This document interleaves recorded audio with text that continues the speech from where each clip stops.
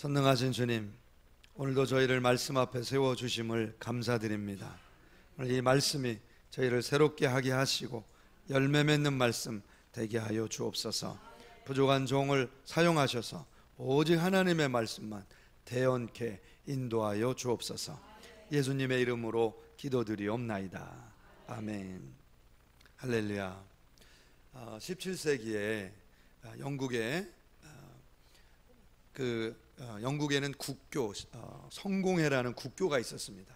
근데 이 형식적인 이 국교 성공회의 신앙으로 인해서 17세기 영국은 영적인 깊은 침체를 경험하게 됩니다. 반면에 이 경건한 신앙과 또 복음을 갈망했던 성도들은 더 뜨거운 신앙을 갈망하면서 청교도라는 이 신앙 운동을 벌이게 됩니다. 이때 페니 데이튼이라고 하는 청교도 신앙이 충만한 한 도시에서 조지 팍스라는 한 영적 지도자가 등장합니다. 그리고 그 사람이 영국에 큰 영향을 미치게 되는데요, 이 사람이 우리가 후에 퀘이커 교도라고 불리는 형제회, The Society of Friends라고 하는 모임을 만들고 또 거기에서 영적 부흥을 이끌게 됩니다. 자, 이 조지 팍스라고 하는 이 영국의 성공의 성도, 이 사람은 겉으로는 정말 신앙인인 척하면서 뒤에 가서는 온갖 세상 것들을 즐기면서 타락하고 있는 그 성도들의 모습에 실망을 하고 신음하고 있었습니다. 근데 그가 기도하던 중에 하나님의 음성을 듣게 되는데요, 하나님께서 이렇게 말씀하셨어요. 너는 저 젊은이들이 어떻게 허무함 속으로 빠져드는지를 보았다. 너는 저 나이 든 사람들이 어떻게 세상 속으로 빠져드는지를 보았다.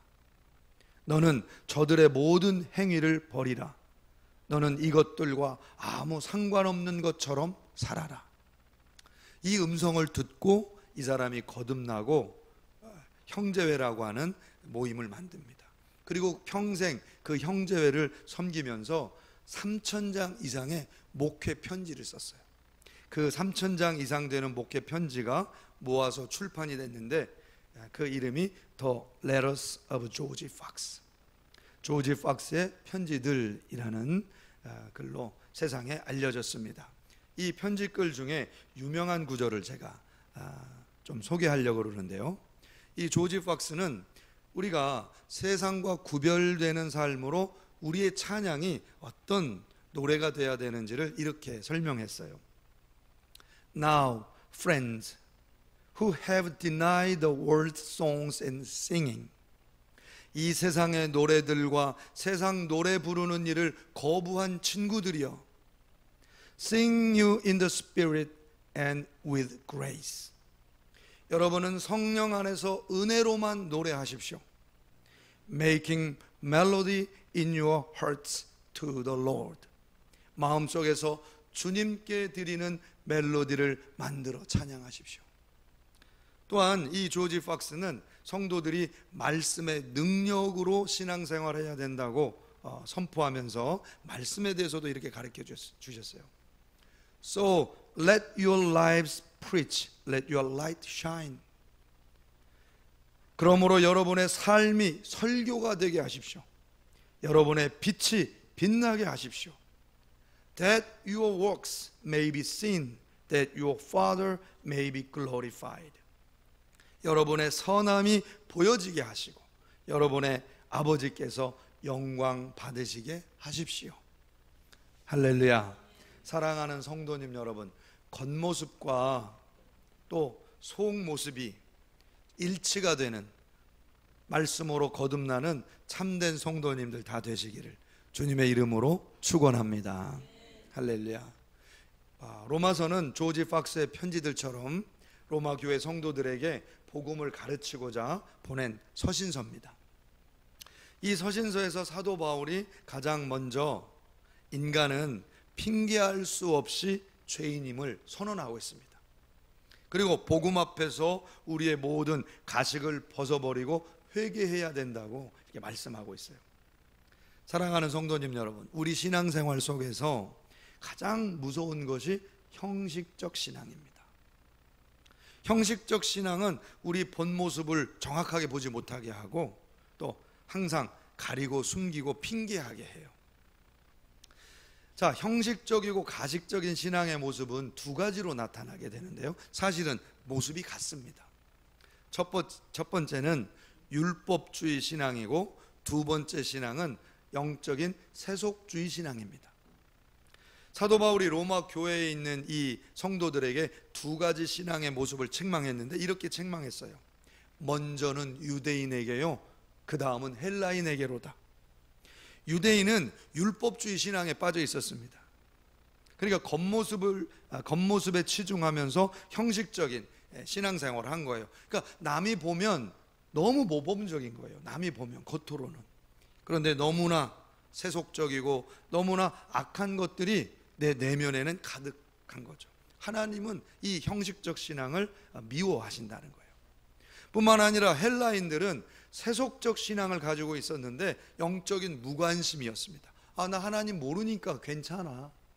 나 하나님 모르니까 이렇게 살아도 돼. 이렇게 하면서 세상을 즐기고 죄를 즐기면서 신앙생활도 이어가는 거예요. 여러분, 이것도 죄와 불순종으로 거룩함을 이루지 못하고 거듭나지 못하는 신앙으로 타락하게 된다는 걸 말씀하고 있습니다. 여러분, 이 두 가지 이 형식적 신앙의 특징이 있는데요, 회개하지 않고 핑계대면서 하나님 앞에 대면하지 못한다는 거예요. 1대1로.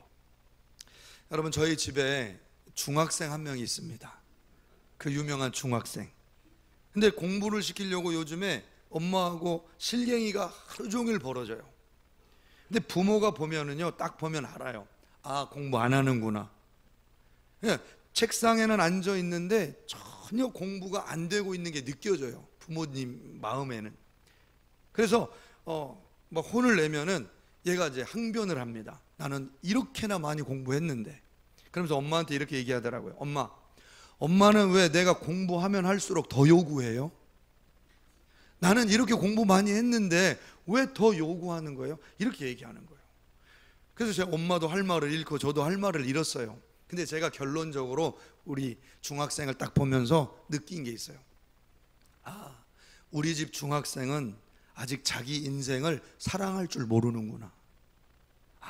자기 인생을 사랑할 줄 모르니까 어떻게 인생을 준비해야 될지, 중학생 시절을 어떻게 보내야 될지, 어떻게 살아야 할지를 고민하지 않는 거예요. 여러분, 마찬가지입니다. 형식적 신앙의 근본 문제는 열심히 있느냐 없느냐의 문제가 아니에요. 형식적 신앙의 문제는 자기의 영혼을 사랑하느냐 사랑하지 않느냐의 문제예요. 내 영혼을 사랑한다면 이렇게 가식적인 신앙에 머물러 있을 수 없어요. 진짜 내 영혼을 내가 걱정한다면 진리에 목마를 수밖에 없고, 거룩에 목마를 수밖에 없고, 예수 그리스도에게 목마를 수밖에 없어요. 성경 말씀의 진리가 내 영혼을 살리고 하나님의 거룩하심이 바로 죄를 끊게 하고 예수 그리스도가 이 저주와 죽음에서 나를 구원한다는 사실이 너무나 간절하게 내 영혼을 위해서 필요하다는 사실이 절실해지는 거예요. 형식적일 수 없고 세속적일 수가 없는 거예요. 내 영혼을 내가 사랑하면. 여러분, 왜 우리는 자주 이렇게 형식적 신앙에서 벗어나지 못할까요? 그 이유는 내가 하나님의 진노의 대상임을 순간순간 망각하기 때문입니다. 오늘 18절과 19절 말씀에 이렇게 기록되어 있어요. 하나님의 진노가 불의로 진리를 막는 사람들의 모든 경건하지 않음과 불의에 대하여 하늘로부터 나타나나니 이는 하나님을 알만한 것이 그들 속에 보임이라. 하나님께서 이를 그들에게 보이셨느니라.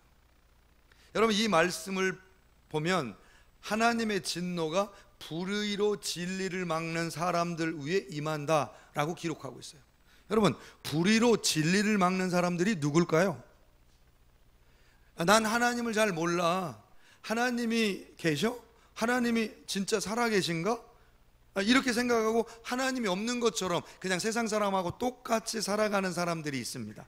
이런 사람들이 사실은 하나님께서 살아계시다고 하는 그 진리를 가로막는 사람들입니다. 저희 돌아가신 아버님께서 생전에 자녀들 앞에서 탄식하시던 그런 때가 계셨어요. 그런 모습을 제가 기억을 합니다. 당신께서 열심히 이제 중학교에서 학생들을 전도하고 성경 가르치고 막 교회로 인도하고 계셨어요. 근데 어느 날 교장 선생님이 부르시더랍니다. 교장 선생님이 아버님을. 그래서 가봤더니 이런 얘기 하시더래요. 이 선생님, 저도 장로입니다. 그런데 너무 지나치게 믿지 마세요. 남들 하는 대로 그냥 하세요. 적당히 믿으시고 너무 학생들 전도하려고 하지 마세요. 학교에 문제될 수 있습니다. 나도 장로입니다. 이 말씀을 들으시고 탄식이 나오시더랍니다. 한 영혼이 얼마나 소중한데 이 중학생들이 1년 지나고 2년 지나고 3년 지나면 고등학교로 올라가고 고등학생만 돼도 마음이 닫혀져서 전도하기가 얼마나 어려운데 하루가 금쪽 같은데 어떻게 적당히 믿고 전도하지 말란 말이냐. 어떻게 같이 하나님 믿는 사람이 하나님 앞에 내가 섬긴다고 직분을 받았다고 하는 사람이 어떻게 같은 교인이면서 이렇게 말할 수 있는가? 어떻게 적당히 믿을 수 있는가? 하루가 금쪽 같은데 한 영혼이 천하보다 귀한데 이렇게 말씀하시면서 탄식하는 것을 제가 기억을 합니다. 사랑하는 성도 여러분, 적당히 믿으세요. 적당히. 라는 말은 틀린 말입니다. 이 말은 신앙인이 할 수 있는 말이 아니고 이대로 해서도 절대로 안 됩니다. 이 적당히 신앙생활 했을 때는 신앙을 배울 수도 없고 구원받을 만한 믿음을 가질 수도 없고 천국에 다다르는 영적 성장도 이룰 수 없습니다. 성경대로 정확히 믿고 여러분의 영혼을 사랑하여 제대로 믿으세요. 이 말이 여러분의 영혼에 가장 필요한 말입니다. 사도 바울이 정확히 믿으라고 제대로 신앙생활하라고 권면하는 독특한 표현이 있습니다. 그 표현이 그러므로 그들이 핑계하지 못할지니라. 하나님께서 이미 하나님의 영광을 이 모든 세상에 새겨 놓으셨고 하나님의 영광을 다 알 수 있도록 가르쳐 주셨기 때문에 모든 인간은 하나님이 계신 걸 알고 하나님이 심판하신다는 것을 다 자연적으로 알고 느끼기 때문에 몰랐다고 할 수 없다는 거예요. 여기서 핑계하지 못할지니라 라고 번역된 헬라어 표현은 한 단어로 기록이 되어 있어요. 아나포로게토스. 이 헬라어는 inexcusable, 영어로 표현하면 이렇습니다. without excuse. 그러니까 변명할 수 없는 또는 이유 없는 이라는 뜻이에요. 그런데 아나포 혹은 아포라는 이 접두사는 영어로 off, 떼어내다, 제거하다, 없애다 의미의 전치사의 의미가 있습니다. 그 다음에 뒤에 로게토스 혹은 로고스는 여러분이 잘 아는 말하다, 변명하다 이런 의미입니다. 자, 그러니까 변명의 말을 떼냈다, 그러니까 제거했다. 그러니까 우리가 잘 아는 말씀, 이거 유구무원이다. 하나님 앞에서 우리는 유구무원이다. 입은 있으나 말할 수 없는 상태가 된다. 이게 하나님이 우리에게 지금 말씀하시고 있는 말씀이에요. 하나님 앞에서 우리가 유구무원일 수밖에 없는 이유는 우리의 죄악과 불순종이 하나님 앞에서 너무나 명백하기 때문에 그래요. 여러분, 제가 이렇게 말씀드리면 많은 성도님들이 이렇게 항변하시죠. 목사님, 우리가 뭐 그렇게 죄졌습니까? 예? 아니, 우리가 뭐 그리 잘못했다고 맨날 회개하라고 그럽니까? 예. 여러분, 눈빛이 다 좀 그러신데요. 아니, 저는 신앙이 약해서 좀 하나님 잘 모릅니다. 잘 몰라서 잘 못 믿는 것도 죄입니까? 이렇게 얘기할 수 있죠. 그렇죠. 자, 그런데 우리는 하나님 앞에서 할 말이 많은데 이렇게 할 말이 많은 사람들에게 사도 바울은 복음을 가르치면서 가장 먼저 우리가 할 말이 없는 이유를 이렇게 설명했어요. 1장 20절입니다. 창세로부터 그의 보이지 아니하는 것들 곧 그의 영원하신 능력과 신성이 그가 만드신 만물에 분명히 보여 알려졌나니 그러므로 그들이 핑계하지 못할지니라. 우리는 이미 하나님에 대해서 충분히 들었고 알고 느끼고 있다는 거예요. 왜? 자연에 이미 새겨 놓으셨기 때문에. 우리 삶의 현장에 이미 하나님의 영광과 능력과 신성을 새겨 놓으셨기 때문에 우리 이미 알기 때문에 핑계할 수 없다는 거예요. 여러분, 지난 화요일에 제가 오후에 교회를 막 세종에서 나오고 있었어요. 근데 도로에 차가 쫙 밀리고 있었는데 앞에 아주 멋진 무지개가 쫙 펼쳐졌습니다. 보신 분이 계신지 모르겠어요. 저는 무지개만 딱 뜨면은 사진을 찍습니다. 그리고 집사람에게 보내요. 하나님이 우리를 축복하고 계세요. I love you. 이 정도 돼야죠. 이 정도. 할렐루야. 네, 웃으라고 드린 말씀이고. 그런데 제가 보스턴에서도 사진을 많이 찍었어요. 무지개 사진을. 왜냐하면 저는 이 무지개만 보면 부인할 수 없이 정말 확신을 가지고 하나님이 날 축복하신다 이렇게 믿어요. 왜 그러냐면 구약 성경에 기록이 되어 있기 때문에 그렇습니다. 히브리어로 여러분 무지개는 퀘세트라고 합니다. 그 의미는 활이라는 거예요. 활. 그 모양이 활과 같이 이렇게 굽어 있기 때문에 그렇습니다. 퀘세트. 그런데 이 활은 고대 사람들이 생명을 걸고 서로 깨뜨리지 말아야 할 맹세, 언약을 맺을 때 서로에게 활을 놓고 언약을 맺었던 도구입니다. 그러니까 우리가 서로 언약을 맺는데 만약에 언약을 깨뜨리는 사람이 있으면 이 활의 방향대로 화살이 날아가서 그 사람을 죽인다는 의미예요. 그런데 하나님은 창세기 9장에서 이 활, 퀘세트, 이 무지개를 홍수 후에 약속해 주시면서 다시는 물로 심판하지 않고 내가 너에게 복을 주실 거라고 약속하고 이 약속을 내가 지킬 거라고 다짐하시면서 활의 방향을 인간을 향하지 않으시고 하늘을 향하여 굽어서 세워놓으셨다는 거예요. 그러니까 이 언약을 지키기 위해서 내 목숨까지도 바쳐서 언약 지키겠다고 약속해 주신 거예요. 여러분, 십자가의 모양이 무엇과 같다고 생각하십니까? 여러분 평소에 십자가를 좀 묵상하십니까? 십자가의 모양이 무엇과 같으시다고 생각하세요? 여러분, 십자가의 모양은요, 자세히 살펴보면 뽑히지 않는 화살과 같이 생겼습니다. 한 번 들어가면, 우리 살에 박히면 뽑을 수 없게 만들어 놓은 화살과 같아요. 그리고 그 방향이 어디를 향해 있느냐? 인간을 향해 있지 않고 하늘을 향해 있습니다. 그 의미는 십자가에서 생명 바쳐서 죽어주신 하나님의 모습, 이 예수 그리스도의 모습을 형상화해서 우리에게 상징적으로 보여주고 있는 모습이라는 거예요.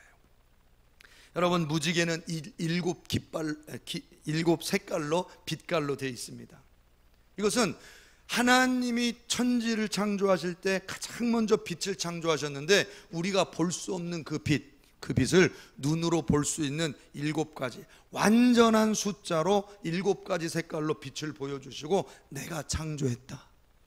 이 땅은 내가 창조했고 내가 너희들을 축복하고 내가 너희들을 구원하겠다고 하는 약속을 하늘에다 걸어 놓으신 거예요.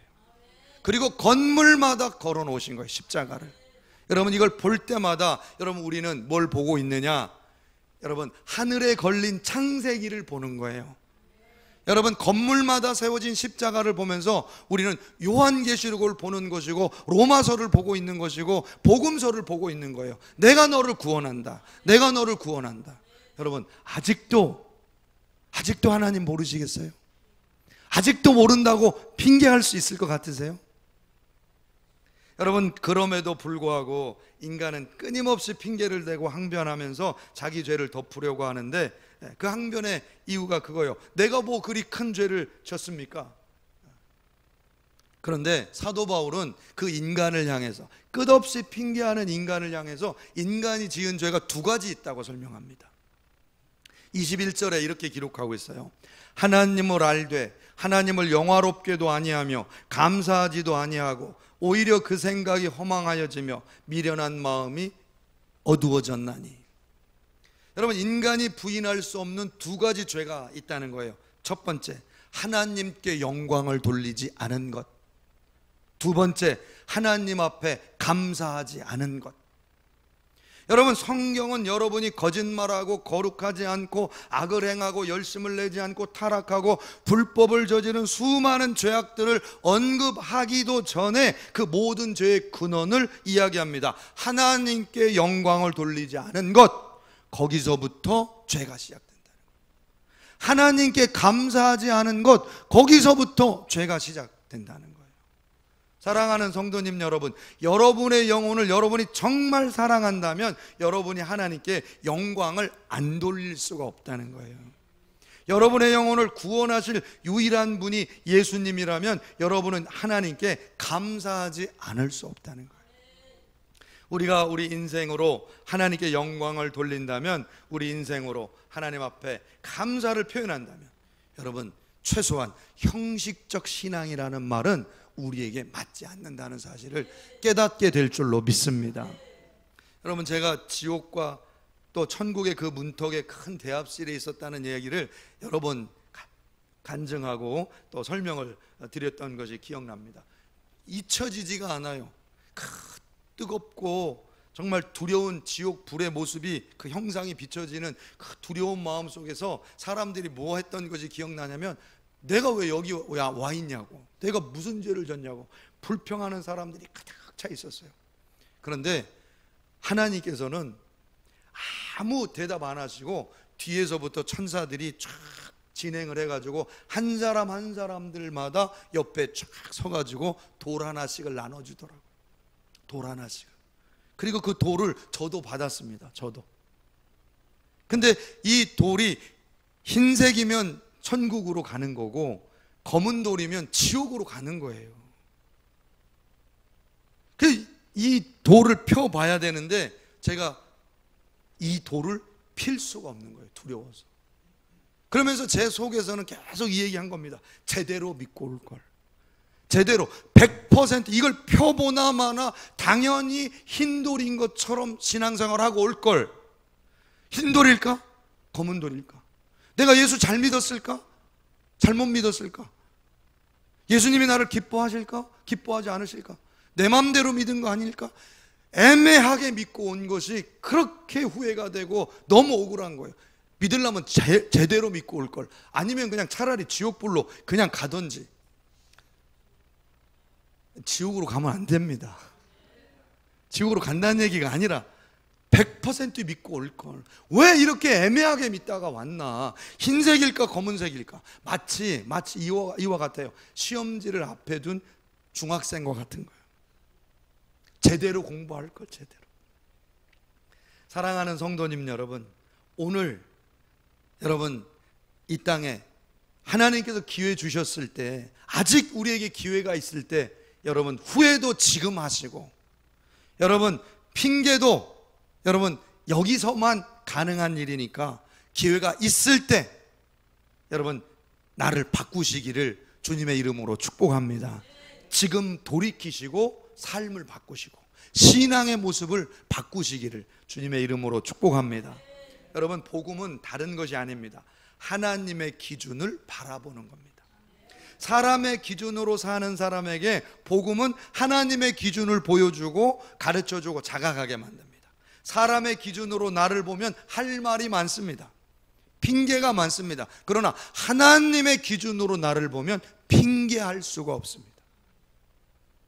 여러분, 하나님의 기준을 자각하면 하나님의 기준으로 내게 주시는 그 구원이신 예수님을 우리가 붙잡을 수밖에 없다는 사실을 깨달으시는 저와 여러분이 될 줄로 믿습니다. 제가 한 가지만 말씀드리고 설교를 마치려고 합니다.